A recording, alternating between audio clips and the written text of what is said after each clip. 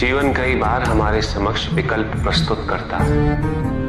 हम उन विकल्पों से क्या चुनते हैं, क्या नहीं, इससे हमारा चरित्र और हमारा व्यक्तित्व प्रत्यक्ष होता है। और यही चुनाव महान और साधारण का सीमांकन करता है।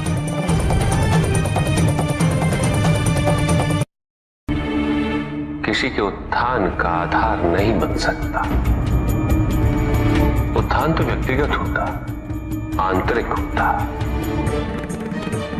जब किसी समाज में प्रत्येक व्यक्ति इस आंतरिक उत्थान के लिए अग्रसर है, तभी समाज में परिवर्तन वास्तविक रूप से संभव है। किसी को यह दुख है कि उसके पास कुछ भी नहीं, और जिसके पास सब कुछ, उसे ये दुख है कि पाने को कुछ शेष नहीं। सुख को हम स्वयं अपने दृष्टिकोण से परिभाषित कर देते हैं, जबकि वास्तविकता इससे भिन्न है। इसलिए आवश्यकता है अनासक्त रहने की।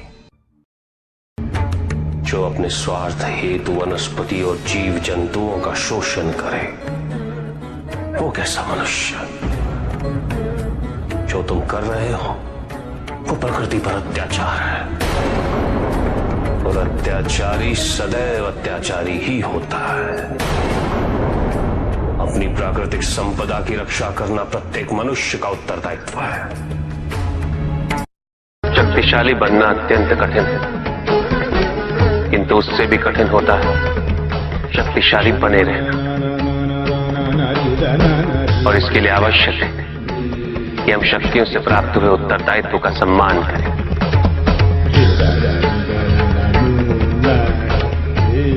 अन्यथा हम स्वयं पर निरंतर खो देते हैं, और यह हमारे पतन का कारण बनता है। किसी भी व्यक्ति की उन्नति उसकी सहजता से प्रत्यक्ष होती है, ना कि उसके अहंकार से। अहंकार हमें स्वयं की दृष्टि में बड़ा अवश्य बना देता है, किंतु दूसरे की दृष्टि में हमारा ओछापन प्रतीत होता है। हमारे व्यक्तित्व के दोष उसकी अपरिपक्वता का प्रतीक है यह अहंकार। शक्तिशाली हो जाने का अर्थ ये नहीं कि तुम अपने उत्तरदायित्व से मुक्त हो गए हो। शक्तियों में वृद्धि के साथ उत्तरदायित्व और भी बढ़ जाता है। एक महासागर में एक छोटी सी नौका तब तक नहीं डूब सकती जब तक महासागर का जल उसमें भर नहीं जाता। उसी प्रकार हमारे बाहर कितना ही दोष क्यों ना हो, हम नकारात्मक सोच वाले व्यक्तियों से घिरे ही क्यों ना हो, जब तक हम उनके दोष और उनकी नकारात्मकता को अपने भीतर प्रवेश नहीं करने दें, हमें कोई भी डुबा नहीं सकता। यदि हम अपनी अपेक्षाओं पर नियंत्रण पालें, किसी और के सुख से अपने सुख की तुलना ना करें, तो हम किसी भी परिस्थिति में सुखी रह सकते हैं। संसार में सबसे शक्तिशाली अस्त्र है प्रेम, धैर्य, करुणा, क्षमा। किंतु यह आज का ही सत्य नहीं, यह सत्य शाश्वत है। धनी व्यक्ति के पास जो भी अतिरिक्त धन होता है वो उसे दान करना चाहिए, उनके उद्धार के लिए जो अपनी मूल आवश्यकताओं को पूरा नहीं कर सकते।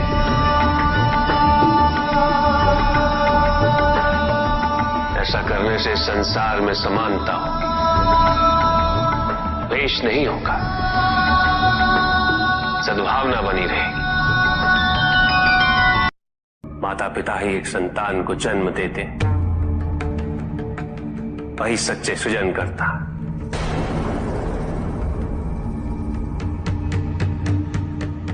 जो अपने माता पिता की निस्वार्थ सेवा करे,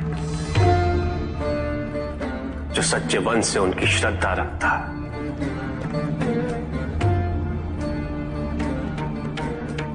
उसे किसी तीर्थ, किसी पुण्य या किसी दान की आवश्यकता नहीं होती। ये रहस्य नहीं कि प्रत्येक एक आत्मा मुक्ति की इच्छुक होती है। जो मरता है वो है पंचभूतों से निर्मित शरीर।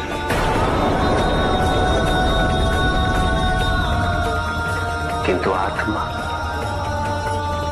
तो अजर है, अमर है।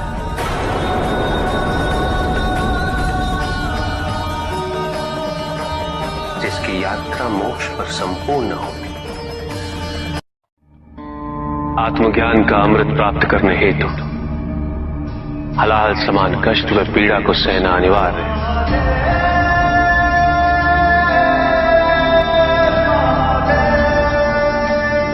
जो मनुष्य से स्वीकार्य नहीं करेगा वो आध्यात्मिक पद तक नहीं पहुंच सकता।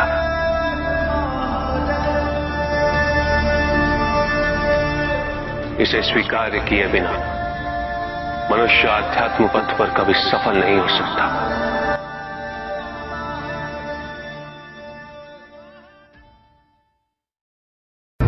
कुछ भी सुनने और समझने के लिए मन का मौन रहना आवश्यक है, किंतु मन मौन रहना नहीं जानता। वो तो निरंतर कुछ ना कुछ कहता रहता। प्रतिपल शब्दों का आक्रमण चलता रहता है मन पर, और यही आक्रमण है जिसके कारण व्यक्ति कभी भी शब्दों के परे नहीं जा पाता। जहां जीवन की सत्यता का उसकी प्रतीक्षा कर रहा होता, किंतु भक्ति में परिवर्तन क्यों? संदेह,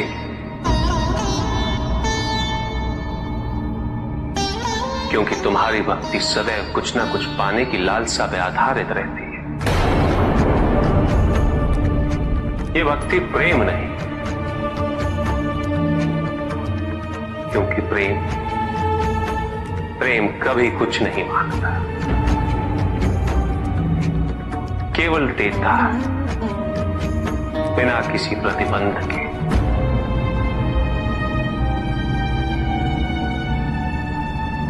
और वही प्रेम को परिपूर्ण भी करता है कि क्या उचित है और क्या अनुचित, ये तो प्रकृति में आदिकाल से ही निहित है। ये नियम तो केवल सृष्टि के नियम है, और प्रत्येक व्यक्ति के कर्म उसका परिणाम निर्धारित करते हैं। व्यक्ति के अपने कर्म उसके उत्थान या उसके पतन के निर्णायक होते हैं। सुख आंतरिक होता है, संतोष आंतरिक होता है। उन्हें बाहरी तत्वों से रेखांकित और परिभाषित नहीं किया जा सकता, आकार से नहीं पाया जा सकता। आकार के आधार पर केवल अहंकार ही उत्पन्न होता है, क्योंकि आकार से तुलना करने का संदर्भ प्राप्त हो जाता है। यदि तुम्हारा आकार छोटा है तो तुमसे भी छोटा कोई ना कोई अवश्य होगा, और यदि उसी प्रकार तुम विशाल हो तो तुमसे भी विशाल इस संसार में कोई ना कोई अवश्य होगा। इसीलिए शरीर या आकार की तुलना करना कभी भी शाश्वत सुख का आधार नहीं बन सकता। एक संतान तो परमात्मा का ही अंश होती है, इसलिए पुत्र और पुत्री में भेद करना उचित नहीं। किंतु तब भी कुछ व्यक्ति ऐसी मूर्खता कर बैठते क्योंकि वो कन्या की महिमा से अपरिचित है, क्योंकि वो ये समझ ही नहीं पाते कि कन्या का सम्मान करना प्रत्येक व्यक्ति का धर्म है, क्योंकि कन्या जीवनदायिनी है, वो जननी है, और जननी तो केवल सत्कार के योग्य होती है, उपेक्षा की नहीं, उसका तिरस्कार नहीं किया जाता। ना ही स्वर्ग नर्क का उत्थान है और ना ही नर्क स्वर्ग का पतन।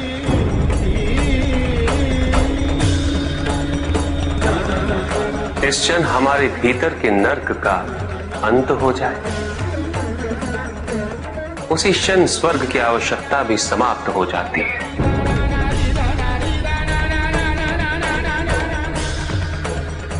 क्योंकि स्वर्ग तो केवल नर्क के कष्ट भोगने वाले का स्वप्न है, अभिलाषा है।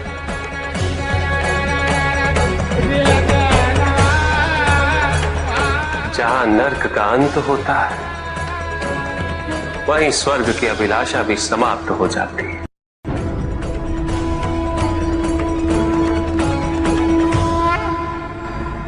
और जहां स्वर्ग और नर्क का भेद ही मिट जाए, वही अवस्था मुक्ति,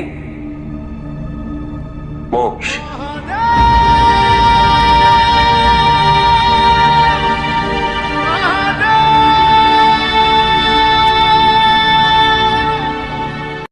मैं वो हूं जो नहीं है,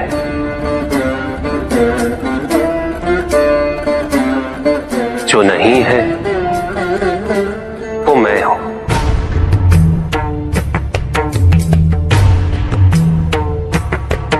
चिरकाल तक सभी को यह स्मरण रहे, जब आप में श्वास है तो मैं आप में हूं।